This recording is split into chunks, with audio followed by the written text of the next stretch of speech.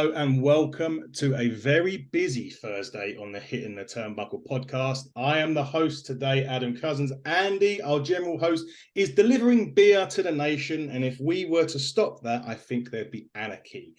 But I am joined in his absence by our fellow AEW guru, my good friend Dave Robinson, or as we call him on here, Dynamite Dave, DMD. How are you, Dave?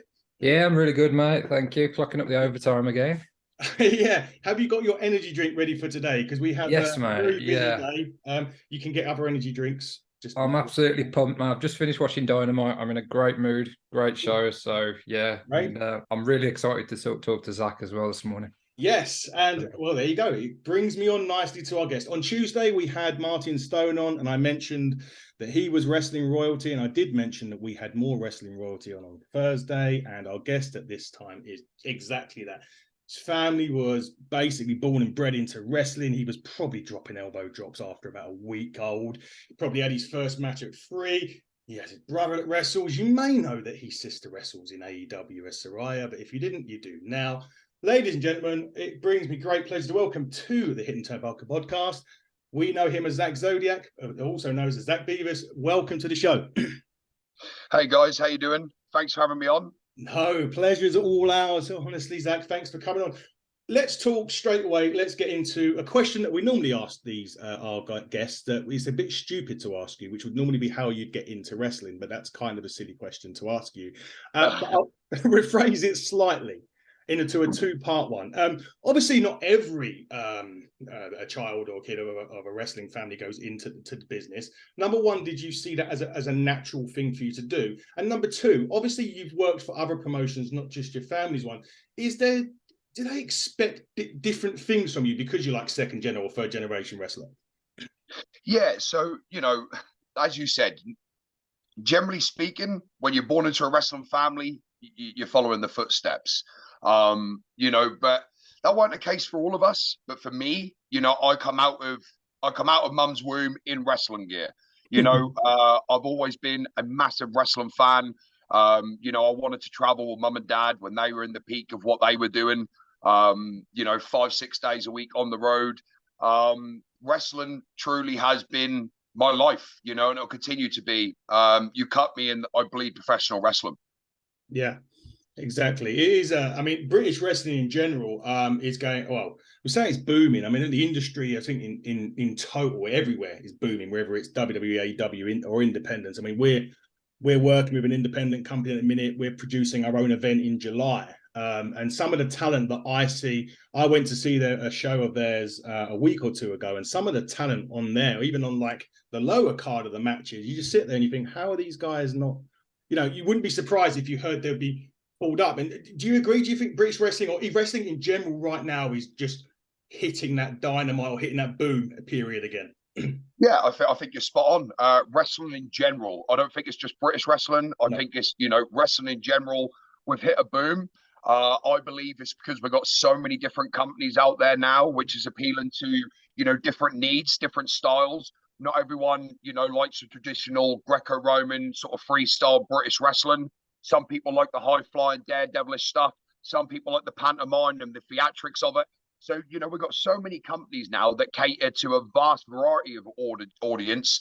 We're now picking up numbers like we did in the Monday Night War, So in the Monday Night War, you had 10 million people tuning in weekly to watch, whether it was one or the other or both. If you were like me, you were flicking through the channels trying to keep up on both shows. Yeah. But I believe that's what's happened now. We've got a variety of professional wrestling. When you look at WWE, AEW, New Japan Pro Wrestling, Impact's putting on some great stuff. Yeah. MLW, NWA, that's just that side of the world.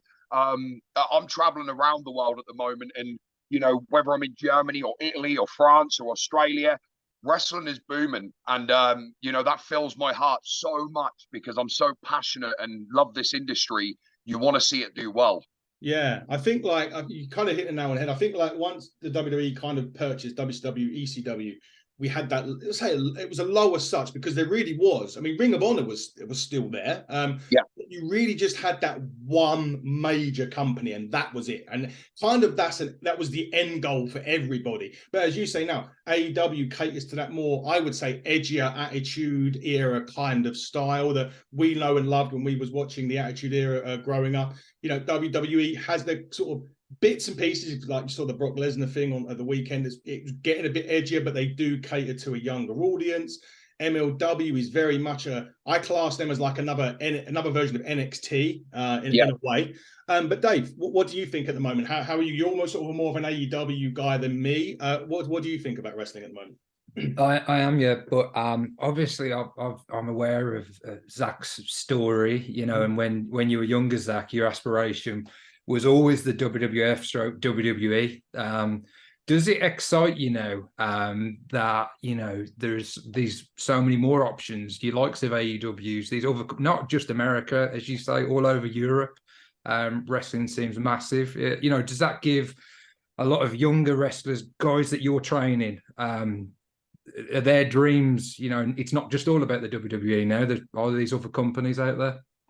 Yeah, you're spot on. So, you know, growing up, WWE, WWF, that was the be all and end all. That was the hierarchy. That was the number one company, you know. And no matter what profession you play in, whether it's football or golf or whatever, you've got to be striving for the top level. Do you know what I mean? If I was a professional footballer, I wouldn't be happy playing in League One or, you know, the Championship. I want to be a Premier League player, you know, and that is my story and always has been. You know, 15 years ago, even 10 years ago, WWE was the marquee company. That was the one you were aiming for, because once you got there, you'd made it to the big leagues, right? But now, you know, it's not just WWE. You've now got AEW, MLW, Impact, NWA, New Japan Pro Wrestling. Japanese wrestling is thriving at the moment. There's so many companies out there as well. You know, it just gives young wrestlers options, you know, because not everyone's style is going to fit into WWE. You look at some of these wrestlers that are on the independents, absolutely killing it, making a name for themselves. They say get to WWE and they're watered down versions of what they were. You know, that's not what you work for your entire career, to get to the top, and then everything you've learned, don't worry about that. We now need to work to the camera and do this, that, and the other. You know, I'm a guy that has studied this industry since the day I can walk. You know, I'm 32 in a couple of weeks. And I don't think there's many people that are in their prime, but also the past, the present, and the future. You know, and I want to take what I've learned and my style of professional wrestling, which I believe I've got a style of my own, and take that to companies and let that be the light that's shining for me, not be watered down. You know, so it was a great question. And, you know, in short, I'm so happy there's, you know, so many different avenues that youngsters can take now. There's not one company that you're deeming as the very top. Yeah, that is true, and you are right. I mean, they do water down talent. You can tell, and you can tell that more so when they move on. Yes. Like a prime example for me was even like Moxley, when he was, you know, you kind of knew he had that style that he does on AEW, but you never really got to see it because of the, I suppose, sponsors and whatever else that they have to appease to over there. You're obviously into your tag team stuff as well. Yes. Rather you champions wherever you've gone. We've had a lot of tag team wrestling. We've got the Pro Wrestling Carnage tag champions. They're called Beers and Beatdowns. I think they're a great name. Okay. I think that's a great name. We sponsor those guys as well. And they were saying that tag wrestling is always about that hot tag. Is that kind of what do you agree with that? Is that where that sort of tag wrestling, or is there more to it than that? No, I mean, you could say the hot tag, you know, that's going to get you a pop. But so me and my brother, we were brought up on tag wrestling. You know, my dad and Jimmy Ocean were the Superflies. You know, they were winning championships. They were the top tag team, wrestling the top tag teams all over the world. So that's kind of what we were sat and brought up on. Now, for me and Roy, you know, for us two, when you've got two styles that you can amalgamate together and it's fast and furious and tense, and, you know, the rules kind of go out the window when it comes to tag wrestling, which suits us to the ground. You know, we'd always start our tag team matches high octane, a lot of energy, really bringing it to the crowd. And that's sometimes hard to do in a singles match, I believe. I've just done it at Rev Pro this weekend, just gone, with Michael Oku. Start with a high impact, you know. But for me, tag team wrestling is a whole different ball game. It's a whole different art. You know, you're constantly worrying about, You got to think for your tag partner. You got to think for two people on the other side of the ring. You're constantly thinking of, the build up to the hot tag that you said. But not also that, you're constantly thinking about different ways and styles to keep moving tag team wrestling up the ladder. For years, tag team wrestling was an art form. It was special. We had some fantastic tag teams. Then it started dipping a little bit, and now I think that because wrestling's on a boom, you're now starting to see the difference in tag team wrestling, cruiserweight wrestling, heavyweight wrestling. The styles are coming back. I don't believe there's just one style anymore, which we had for a long time. If you didn't do this style of wrestling, you weren't a wrestler. Now there's a lot more accommodation, and they're open now again to tag team specialists, hardcore wrestlers, super heavyweights, cruiserweights, etc., which is exciting. It is. Just a side note, we've announced Michael Oku for our show in July. Oh, there you go. Yeah, he's coming. Yeah, slight plug. I can't tell you who he's going against. I do yet, but that will be announced next week. But yeah, he's coming to our show, which is Buckle Up in July. So I'm looking forward to having him. But you mentioned styles, and you mentioned because even tag teams have their styles. You look at the Rockers are always like a high flying style. I mean, growing up, Demolition were always, LOD. You had the Midnight Rock and Roll. What style? When you say you sort of implement both styles, and do you find that like there's ways that you can sort of maybe you have a move, they have a move. Let's put this together, and actually it works out that that's going to be a tag move that we're going to use going forward.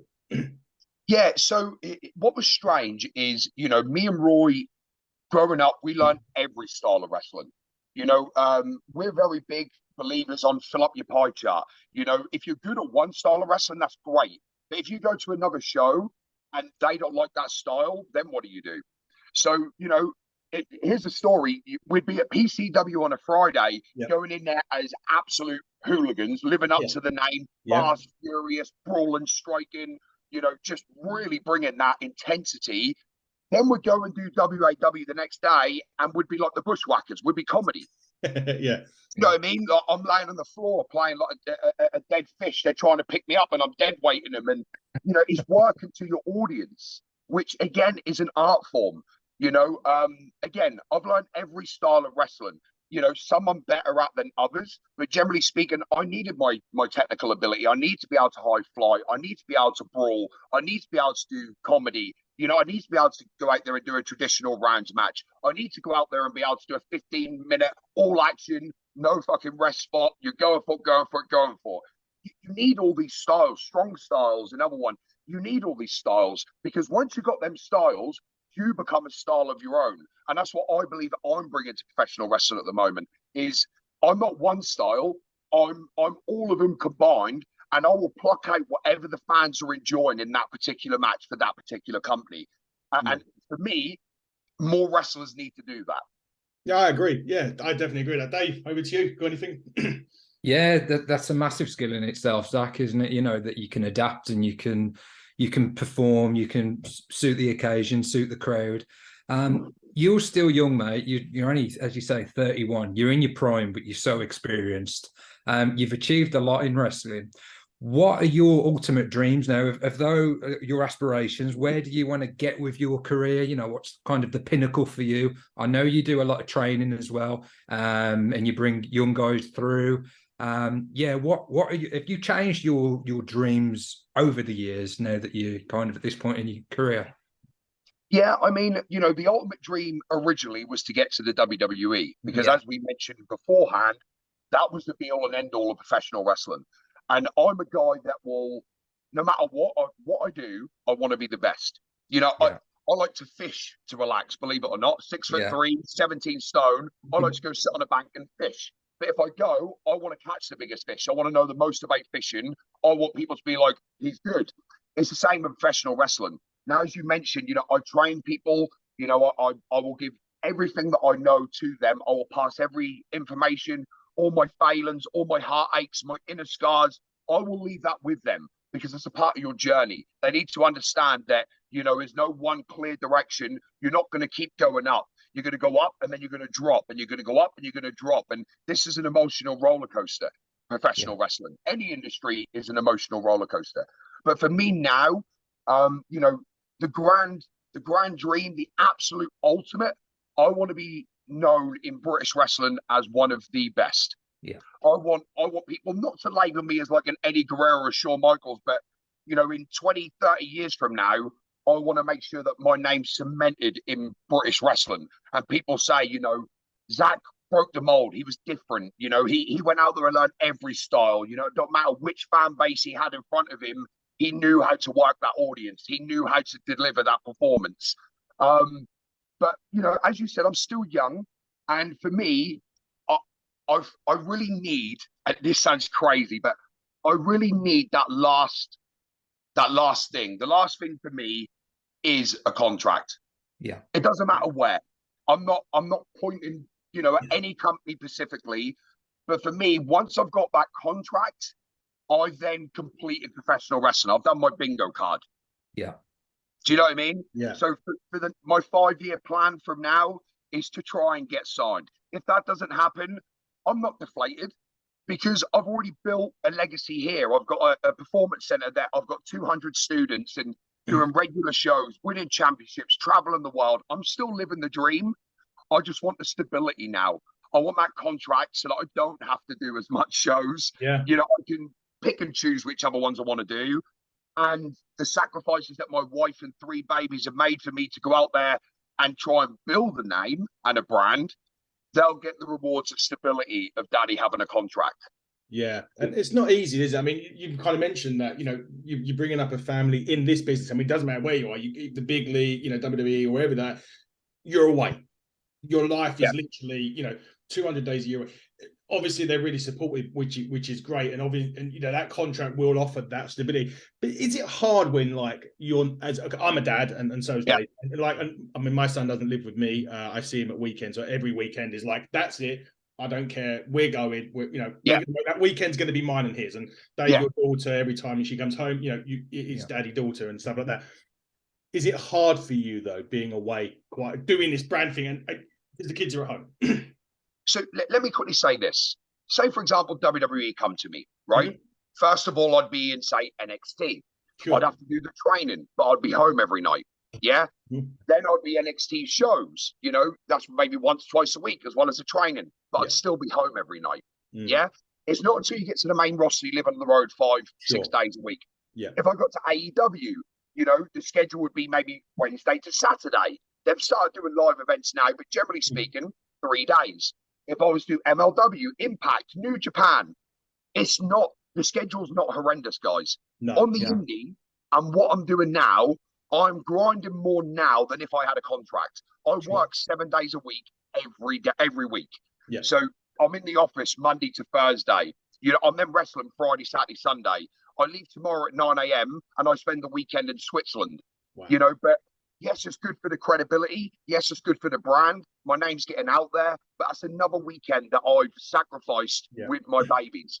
You know, I get to see them every night going home at the moment from the office. I take them to school every morning. I tuck them in every night, you know, but they understand that daddy is doing everything they can. I want to show my kids that if you want something in life, it takes sacrifices, hard work, determination, and it doesn't matter how many knockbacks you get, you need to keep bursting through them doors saying, listen, I know I've got something. You know, it only takes one other person to believe in me that's a little bit higher than me, and that dream becomes a reality. Now, some people may say I live in a dream world, and they've got every right to say that. An opinion is an opinion. Mm. But at the end of the day, I've not grinded for 20 years solid, working every day of my life, missing important events like my kids' birthdays because I'm out in Australia, or missing their sports days because I'm in Germany. You know, my schedule now is probably more grueling than what it would be if I actually signed a contract. Yeah. Which is crazy, right? Yeah, it is. We didn't think. Yeah, it's when you think of it that way, it is really different. It is different, isn't it? I have to be out there every week. I have to be doing something every week. You know, Friday, Saturday, Sunday, my kids know daddy's away. It doesn't matter if I'm doing a training school, a show. It doesn't matter what I'm doing. I need to keep working on that brand, getting reps, working the best wrestlers in the world. You know, your name being out there. And if you take a week, 2 weeks, 3 weeks off, there's another indie guy working just as hard as you that's going to take your spot.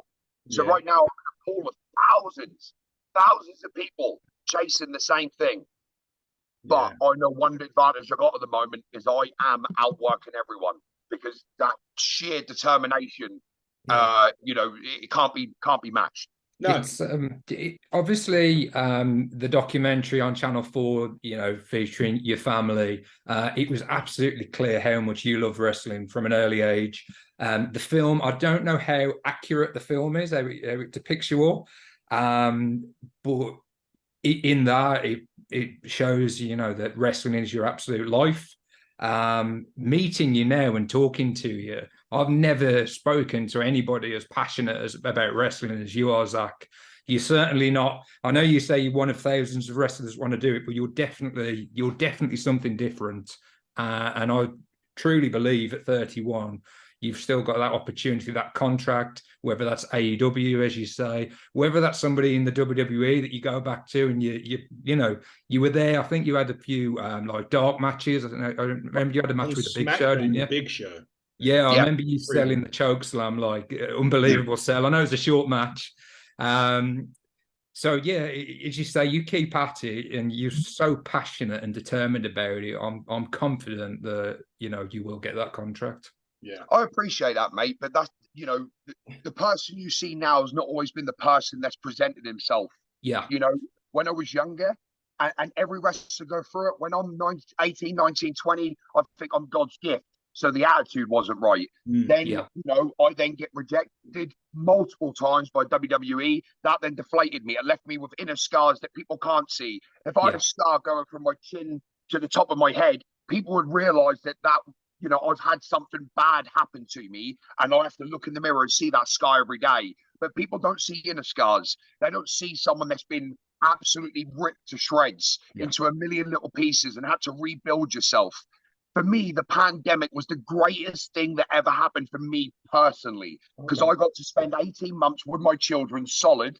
And in them 18 months, I worked on myself, on my body. One thing that I've lacked is looking like a superstar. I know my capabilities. I know that I'm good in the ring. I know that I can step on with anyone and have a good match. Yeah. But my body used to let me down. But now, it's a different mindset. There's that self-belief. I believe that I should be there. I train 7 days a week. I go for a walk for half an hour, get 4,000 steps in the morning. I go to the gym directly after that. And I'm going to boxing classes pretty much every night because I want to be the fittest, the strongest, the fastest, the best. I want to be that front runner, that pack leader, But it's taken me to get to late 20s, early 30s to realize how much knowledge and wisdom has grown through me learning from my failures. Yeah, interesting. That is really interesting, Zak. That is a really. I mean, Yeah, some people will say the pandemic finished them as as an individual, because it was just like, for example, my son was born with health issues, so he had an pneumothorax in his lung, so he couldn't breathe. The lung wasn't mature enough to move the water in the air around. So when the COVID hit, I didn't see him properly until it was probably about 9-10 months. I was doing window visits every day. Wow. So I never had that. So obviously the time now is going to be amazing. Let's switch gears a little bit. There's a couple of questions that we always are. We always play a game called Shot Clock. Now, A, we don't drink shots, and B, there's no time. It's something that Stone Cold used on his podcast, but I like it because it does give us answers, and some answers stump wrestlers more than others. So there's about 5 or 6 questions. It's a good segue into the second half of the show. So the first question would be what would be your favorite arena to perform in, not necessarily in England, but say around the world? If you could pick an arena right now to go and perform in, where would it be? Tokyo Dome or Madison Square Garden. Yeah, definitely. I mean, you said Madison Square Garden, Dave. Yeah. We was joining in the other week, and Dave said Madison Square Garden. I've been past MSG, but I didn't have any wrestling on when I was at Newcastle. I think it was basketball. I think something was on that day. Right. It's just such an iconic place, isn't it? Yeah, it definitely is. If you could pick 3 guys, past, present, to have a fatal 4-way with, who would it be? Shawn, Eddie Guerrero, Kurt Angle. They're the 3 ultimates. Sign me up. Awesome, get me a ticket for that. I would love to see that. That would be amazing. Those are literally one of the 3 greatest guys that I've ever seen in life. I totally agree. I don't think there's anyone more rounded and more gifted than them 3 performers. They had it all, which is what I base myself on. I don't want to be an entertainer or just a promo guy or just a flyer. I want to be that full package. which is why I'm never going to insert myself into their league, guys. You know, I'm not a stupid man. But if this was what I was saying a minute ago, to leave a legacy to be not even compared to them, but they're like, Zach was so gifted and all round well oiled, and be compared to maybe a Guerrero or a Kurt Angle or Shawn Michaels, shit, sign me up now. That's all I want. Don't worry about the contract. Just I want my peers to appreciate what I do for professional wrestling, what I bring. Yeah, I mean those three in general, Jesus, they're amazing. All three of them. What's the best wrestling entrance music? Ooh. And that's the stumper. It stumps everyone because everyone has different things. Okay, so I'm going to go with all-time greatest, and to this day will still give me goosebumps. I believe it has to be The Undertaker's. Yes. Yeah. I agree. I was talking to we had a guest on the other day and we were saying about Brian Kendrick, and I was saying like when you're in that ring and that gong goes off and the lights go down, I swear it gets colder. I don't know. Maybe that's just your call at the moment. I don't know. The flames are hot because I've been sitting near them. But like, and he said you were literally transfixed on this giant guy was walking to the ring. And it's kind of like things like when you say like the Austin thing, when the glass was smashed, you knew someone was going to get their ass kicked. You know, you knew it was just one of those things. But with the Undertaker, it was just like you would be fixated on what was going on. I tend to agree from an all-time perspective as to when I'm watching it, but I also one of my other favorites was Triple H's The Game. Just again, different things. So I like to think about the all-round side of what you're asking. I very much look into every question you're asking me here, buddy. So you know, for me, when you say all-time, what is your favorite all-time? As soon as that gong went, he would hold your attention for anything up to 5 minutes. Without one move, one vocal, nothing. No. He didn't have to do nothing. His aura grasped the audience for up to 5 minutes. I don't think anyone can ever say they're up to that level.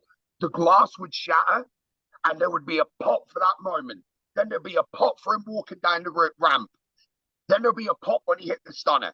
Don't get me wrong, Stone Cold's one of the greatest of all times. Let's not get it twisted here. But to hold an audience attention for 5 long minutes from the gong to the last bit of taking his hat off and rolling your eyes. That's crazy. He's the GOAT, guys. He's the GOAT.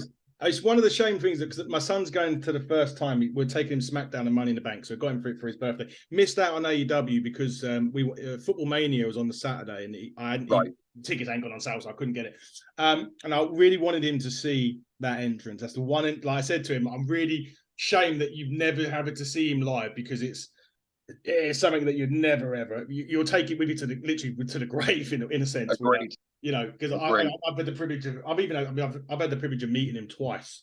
I mean, gee, he was the only guy when I first met him that I felt nervous because of who he is. Like, you know, you don't know what he's going to be like, and the second time was fine, but the first time, I totally agree. He was one of them. Most underrated performer in wrestling that you think one of the most anyway. One of the most, in my opinion, would either have to be Owen Hart or Dolph Ziggler. Yeah. I said Dolph last week, You said Dolph last week. Yeah. I think I said, I think to a degree I said Cesaro. Mainly because, apart from the talk, I suppose, because his accent, I suppose, in a sense, maybe that was the reason why. But for me, when you look at, I know he's having success now in AEW or Ring of Honor, but like, I just looked at him and gone, how the hell are you not like, you know, at this point? But as you say, each to their own, they have things that they want them to do. The thing is, buddy, we're going back to what I keep stating, and that is having the full pie chart to hold the audience, to be able to promo, to be able to interact with other performers. It's not just about your wrestling ability. No. You have to have that whole package. And I'm not saying Cesaro hasn't. I know him. You know, he's a very, very talented wrestler. And again, I'll agree, he's underrated. But you've then got to compare him to someone else that can do what he do and have the charisma that he may not have. He knows how to connect with an audience, 100%. The crowd go crazy as soon as he swing or, you know, start running and hitting them euros. He knows how to connect in a wrestling standpoint. Zach, Is it difficult? Because obviously you've got your career and your aspirations still, but as a trainer as well and bringing young wrestlers through, you'll have some trainees that are fantastic wrestlers. How do you develop those other areas, the promo skills, and what do you do at training to bring that out of them, to perhaps bring them out of the shell a bit? Because as you say, they may be able to wrestle a great match, but if they're not connecting with the audience, things might not work out for them. Great question. So I've got a couple of ways that I try and bring out someone's personality or confidence or character. We do a lot of method acting here. So, I'll get 5 guys, or 5 in a group, and I'll say to them, right, guys, here's a scenario. And we can get quite deep with this stuff as well. Like, look, you're a family that has, you're traveling to holiday in the car, but the car's been hit. The mum is in a lot of pain. The dad's freaking out. The children's screaming. Go tell me how the story finished. Yeah. They'll then need to go in the ring. They'll have to act out the scenarios, and then what you'll do is someone that's not so confident, you'll give them less of a role, and you'll find that when they get the less of the role, they'll shine a little bit more because they ain't got so much pressure on them.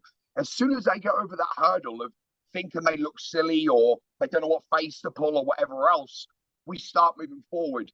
Another thing I'll do is I've got 6 10 foot by 8 foot mirrors in my gym, and we'll cut promos on ourselves. So I'll say something like, this Saturday I'm going to tear you apart, Zach, and then I will then look at myself to how I'd react if someone told me that. Yeah. Do you know what I mean? So there's a lot of method acting. We do a lot of random promos. They'll be in the ring and I'll say, right, 1 minute promo on this bottle of water, please. Wow. Do you know what I mean? So That's we're great. constantly trying to help them. My family is very big on being able to connect with the audience on the stick, to tell a good story. We're very Memphis here, I would say, in our style of wrestling. So yeah, that's a big thing for us, but it's hard. Baby steps. You're not going to click your fingers and they're going to get it, unfortunately. No, definitely not. And last question before we move on: if you could have a manager from any generation, who would it be? That's a good question. To be honest, I think there's only one man that I'd want in my corner, and that would have to be Paul Heyman. And I say that because he's just so good on the stick and so good at making the person that he stood by look like the man. I know you need that as well. Like Brock oozes it, Roman Reigns oozes it. At one stage he was going towards CM Punk, who oozes it. But I believe that you could give him anyone, give him Rey Mysterio, and he'd still talk the talk and say that he's the biggest man in the room and that you should be frightened of him. And you'd believe it and all. That's a gift. Yeah, you'd believe it as well. That was You the believe it. Yeah, that's the thing. I loved Heyman and Bobby Heenan. I loved Heenan growing up. I thought he was growing up as a kid. See, I loved Heenan as well, but Heenan would always play that Weasley character. Yeah, exactly. Whereas, Heyman, he's got that in essence, but he's more of just like that. I don't know. He's got a face you want to punch, Paul Heyman has. Yeah. It's not that weasel. It's that slimy, manipulative. Like, you just know he's lying for his teeth. Yeah. And for me, to be able to generate heat just by a look or the way he looks up to his wrestler and it's like he's infatuated with them. Yeah. That's magic. That's art. That's professional wrestling. I must say quickly on heat, and I always give this kid credit because he's not long been in Dominic Mysterio. Oh. For the heat that right now, you're talking MJF levels of nuclear heat without having to be as harsh on the microphone as what MJF can be. Dominic Mysterio, Dave, if you haven't seen it, you need to, seriously, because he is. So there's general conversations going on at the moment saying he's only being booed because no one likes him. Well, ain't he doing his job? He's meant to be a villain. It doesn't matter which way he's generating heat. If the crowd are being noisy and reacting, he's winning. He's winning. Exactly. Do you know what I mean? And right now, I think the guy is 25 years old. Yeah. And he could be quite easily the most hated and biggest villain in WWE. Yeah, he could be. He's brilliant. I think he's fantastic. It would be wrong for us not to have a chat about your sister, your lovely sister, who's currently doing things in AEW, and we're looking forward. We're all in. We are all in. Every one of us, even Andy. We're all going to all in. We can't wait. Ballsy move from AEW to book Wembley. I thought it was Wembley Arena when I first heard it, and it wasn't. I'm not being disrespectful to them. It was just, it was one of those things. Anyway, One of the questions that Andy, who's going to be on, as I say, you couldn't say, do you still get big brother syndrome with Saraya? In what respect? When you see her on wrestling, and obviously we know Nick. Last week, for example, she took on Willow Nightingale and she got hit with a Death Valley driver. I was watching that near enough behind the sofa, and I don't even know who she is. Like, I don't know her like you do, if you know what I mean. Yeah. Do you still get that sort of "that's my sister" kind of thing? To be honest with you, there's only 14 months between me and Saraya. There isn't no long, is there? Yeah. We grew up like twins. Yeah.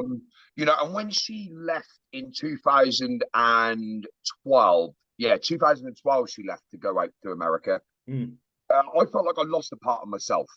I've always been that overprotective brother, always making sure she's got everything she's needed, etc. Even through her hard times, there's a few times that I spoke to her, say on a Wednesday night, and I'm in America by Thursday afternoon. Wow. I am that protective, and I'll always be there for her. When I think about being protective, I think the hardest thing I've ever had to sit and watch was last November when she made her debut at Full Gear. You were there, right? Was you there? Was you yeah. At that point? Yeah. I was there. I helped produce the match. I trained with her 2 or 3 days before the event just to bump her around and just to check. I needed that. Yeah. That, reassurance that she's going to be okay. Yeah. So we went to the Santino Bros gym in LA, and we rolled around there, just bumped around, checked her out a little bit, just postings, bumps, a few lifts, running the ropes, nothing too heavy. Obviously, a few days before a big pay-per-view. But I just remember the build up to it, and I'm like, "So you all clear, right?" She's like, "I'm clear, bro." And I'm like, "So what they've said that you're 100% or you're 95 and we're gambling? Like, what's it?" "No, I'm 100% clear." "Okay, so the fluid's all growing back?" "Yes, the fluid's all there." "Zach, trust me, I've had 7 or 8 different doctors. I'm fine. Okay. Now we've got to get over that mental hurdle of Saraya knowing she's fine. She's reassuring everyone else, but what we should be doing is reassuring her." So I kind of had to switch, tactics. And I remember having a moment with her before she went out. They said to me, "Look, we'll take you to front row once your sister make her entrance." I'm like, "Cool, no problem." Yeah. So just as Britt's gone out, Saraya's gone through into the gorilla position, and I've waited out.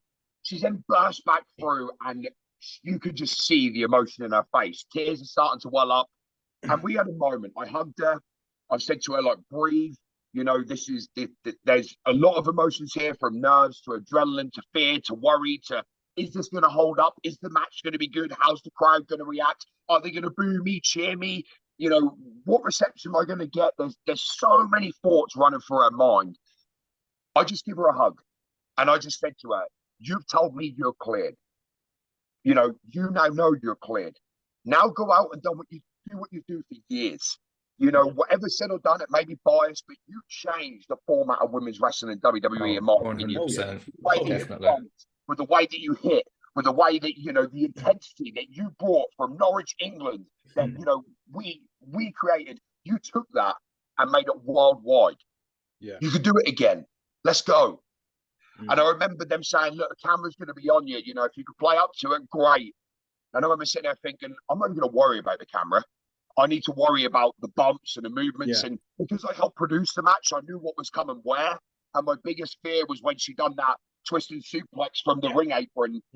Yes. And as she's done it, the camera zoomed in, and you could just see me, like, sort of fixated on Saraya, just like, move your hand, your fingers, give me a wink, do something, because my heart is literally in my throat and I feel like I can't breathe. Yeah. And I remember Britt turning around and blowing a kiss, and I was a bit like, okay, everything's fine. Britt's reacted to me, so that's reacting to the move. Yeah. Saraya's down, she's giving the referee the Iggy. The referee's looked over, everything's fine. But they're like, "Oh, that reaction," I'm like, was 100% authentic, guys. Like, I didn't give a shit what cameras you had on me. My sister, my baby sister, was in that ring once again, putting her life at risk for the paying fans. Exactly. Yeah. And I'm glad it all went well. And she had a cracking match. Saraya, in her own admission, she blew up a little bit. But who wouldn't after 5 years out of the 5 ring? years, You can't prepare for a wrestler match in a few weeks when you've just been cleared. No, But exactly. she did, and she was great. Yeah, she No, really she was. was. To say, and we, you know, obviously we love the fact that she's back anyway, and we can't wait to see him at All In. I'm sure, even if she's the heel, I'm sure we'll give her a nice reaction, depending on the situation, you know, where she is, because she's going to be in England. You know what the English crowds are like; they will always cheer the English guys. Listen, we're all smart. She's going to get the pop when she come out, whether she's good or bad. People are going to appreciate her being home on home soil. Definitely. So she's going to get that pop. Yeah. If she's the villain in the match, then we're smart enough to play along with that. Yeah. Because we've gone there to enjoy the soap opera, enjoy the movie, enjoy the entertainment. Exactly We don't try and hide it anymore in No. professional wrestling. We're very open about it. So, you know, regardless of whether she's face or villain, she'll get a good, you know, homecoming welcome. And then I'm sure we'll boo the shit out of her, including me, if she's villain. Yeah, exactly that. Dave, before we start wrapping up, do you have anything? Yeah, I was just, you know, when Zach was talking there, I remember on All Access they showed you, and you at ringside, and you could see that wasn't any kind of playing up to the cameras or performing. That was concern for your sister. I thought it was an excellent match, a great return. And I'm looking forward to moving forward, you know, seeing more of Saraya as well, because I suppose she still has to be careful to a degree. You know, she's not going to be wrestling week in, week out. I wouldn't have thought. No, so you know, it's baby steps. Yeah. Look, when she got the all clear for her neck the first time, she was then thrown in the deep end, doing live shows, house shows, TV shows, pay-per-views. You know, she was doing everything. And I think as you get older, you get wiser. Saraya is now 30 years old. She knows that, you know, she may only have another 5 years of professional wrestling, not because of the neck, but the rest of her body might catch up. She's been doing it since she was 13, you know, so she's got to take each match as it comes. I'm glad she's only doing maybe 1-2 matches per month. I think that's perfect. Not only that, that generates that box office feel. People know how good Saraya is. And if they're only going to get to see her once or twice a month, I think people will be more invested into her matches. If it become weekly, you know, then people are going to be expecting way more than what maybe she's comfortable doing at this stage. I still think we haven't seen the best of my sister, though. She's amazing. I'm her biggest fan in the world. But she's 30 years old. She's just coming into her prime. Yeah, exactly. And this is exciting with the roster that AEW have got. And the fact that my sister's 100% cleared, Jesus Christ, I'm excited for all the matches she's got in her locker for the next 5-10 years. Definitely, man. One last question. Can I ask one last question? Have we got time? Yeah. Zach, hypothetical situation, but something that is absolutely possible. Tony Khan gives you a call. It says, Zach, we want you and Saraya to team up at All In. Who would your dream opponents be at Wembley against you and your sister? Ooh. Dream opponents? Well, that's hard. Or in AEW at the minute, perhaps. For story purposes, I think it has to be Britt and Adam Cole. For story purpose. The fact that I was there on her debut and Britt was there, we had a little set to on social media. You know, Britt is fantastic, guys. What an absolute humble, amazing performer and person. I can't speak highly of Britt Baker. But, you know, even she was saying, man, I wish Adam was here and cleared. Like, how cool would it be to have a mixed tag? You know, we even messaged the other week just being like, oh, that mixed tag could happen, you know? And we both were a little bit like, that would be cool. That would be cool. But, you know, hypothetically speaking, that would be amazing. But they have got, you know, 80,000 seats. If you take away some seats for reduction, they've got 80,000 seats to fill. They're going to have to get the very, very best, the cream of the crop to come in and to give themselves, you know, the best show possible. I want to see some of us Brits on there. And if there's a British name on that sheet, I want it to be mine first, you know? But at the same time, I don't think anyone's noses can be pushed out of joint. If a Brit don't get the chance, they've got to give. They've got to go all in. I know it's the pun, but they have to go all in and produce their very best show because this is going to propel them into a whole new universe if they get this right. And it should put some new eyes on British wrestling as well. Now, I done a post about this the other day. No, that's why I got talking to you on. There you go. So everyone's saying, well, how is this going to do anything for British wrestling? But the simple fact is, if the major companies of the world are coming to the UK to use our fan base You know, between, you know, Clash of the Castle, Money in the Bank, the SmackDown, All In, just them 4 shows, we're looking at maybe 150,000 people, maybe more, 200,000 that have gone through the doors and watched professional wrestling. If they enjoy that, the first thing they're going to do is go, well, is there anything local? Like we want to be able to go to more live events. Yeah. And in return, you know, the UK indie market grows, more eyes come on, you might get more people that want to train, so then your intake goes up. There's so many good factors, but the number one thing that I'm so excited about and what I think this country needs is the revenue that is going to come in, that's going to help the economy. All in coming in, all the B&Bs and hotels are sold out within a 3-mile radius. You know, when you think of 80,000 people surrounding that area, the economy needs that money right now. You know, so this is great for the economy, British wrestling, all of it. I'm so thankful for them choosing England. Yeah, exactly that. It's going to boost us big. I mean, Wales, as you say, Clash of the Castle boosted Wales' economy up. So it's time to, you know, get a bit of English wrestling, get a bit of economy boosting, more eyes on the product, more people attending British wrestling. Zach, before we wrap up, can you tell people where they can get hold of you, what you've got coming up? I know you're a very busy man. You're placing belts everywhere you go, but please go ahead. Yeah, so you can get me on any social media, Zak Zodiac. I'm traveling literally all around the world. I'm in Switzerland this weekend, Poland the weekend after. I'm around Birmingham area the last bank holiday month of May. Germany, Italy, Malta, you name it. I'm everywhere, guys. Keep your eyes peeled on my socials because I'm forever sharing, you know, different promotional graphics and everything else. It'd be great. And if you do come to a show, I know I've got this persona of a big man and really intense, but come and say hello, because I always want people to judge me at face value, not from the rumors that they hear. Yeah. So yeah, come say hello. Well, Dave, you live up Birmingham way. Yeah, I'm not far from Birmingham. So yeah, I'll check that out. Where I am in, there's a company called Alternative Pro Wrestling. Okay, yeah. Okay, yeah. I've heard of it. AWW, is it? Yeah. Oh, yeah, okay. So I'm doing a training school up there for them on Sunday the 28th. Okay, I know that what you talk. I think Dave Mastiff's a trainer there as well. Okay, well maybe we can connect anyway, bro. Because if you like, well, you can come say hello. We can meet in person.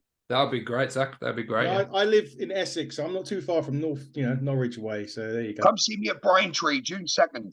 I saw it last night. And I was meant to talk about it. I was looking through what was coming up because obviously we said we got Buckle Up in July, and I was like, what's in June? And I saw it, and I was like, Zach's there. I was like, right, okay, I'm going to have to go and try and see it. Yeah, if I do go on at the moment, guys. So if you see a graphic, you know, around your area, please, you know, obviously not you two, but anyone listening to this, message me. You know, there's a good chance I'm going to be on that show. I've already done 58 shows this year, and I've got another minimum of 75 to do before the end of the year. That's about any extra work that come in. Well, if I get to Braintree, I'll be definitely hitting you up to say hello properly because we haven't met. Yes, please do. I literally commented on your post about wrestling, and then we got talking on Facebook, and then this appearance happened out of that. So there you go.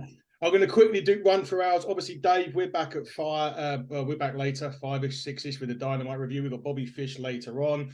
We're kicking off some promotion for Buckle Up next week. We've got one of our talents coming on for there who we're looking forward to having on. Next week is a busy week. I do need to get the calendar. I'm not being disrespectful to any of you guys on here, but we do have a lot of people coming on to the show, and I want to make sure I fit them all in. So obviously Bobby Fish later, Taylor James, followed up by SoCal Val next Tuesday. Next Thursday, we're going All Extreme with Just Incredible. Next Sunday, we're doing NWA with AJ Kazana on his birthday, and he's going to be by the swimming pool. So I'm going to imagine that one's going to be fun. And lastly, in May, two more in May, we've got EC3 on the 23rd. And the guy that pissed off CM Punk at the press conference on the 31st of May, we've got Nick Hausman joining. Zach, it has been amazing, this conversation. I honestly, I've done this for 6, 7, 8 months with Andy. I've never been so enthralled in listening to someone talk wrestling for this. I could easily just cancel my work plans for the day and just listen to you. It has been fantastic. Thank you so much for coming on. We really appreciate it. Guys, if you can get to any of Zach's shows, as he said, hit him up and, go and see him. I certainly will be in Braintree now. I'm going to have to go and get all that sorted out. Hopefully, Dave, you'll get to go in Birmingham. But guys, yes, I'm looking forward Zach, to it. thanks so much. Dave, we'll see you later. I'll see you a bit later on. This has been the Hitting the Turnbuckle podcast. And until later on, guys, see you then.